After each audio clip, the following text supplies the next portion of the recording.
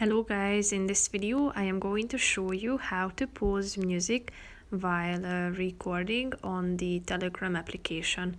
But first I just want to mention, don't forget to subscribe to my channel because at 100,000 subscribers I am going to show you my whole YouTube revenue statistics and growth strategy, how to make money online. Now let's jump into it. First of all, open the application on your phone. After that you should tap on the settings button down below in the right side corner of the screen.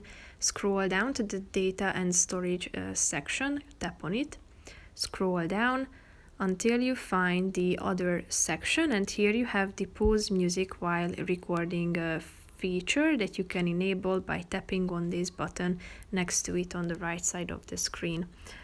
Now it has been enabled, and if you would like to turn it off, all you have to do is clicking on the same button again and it will be disabled.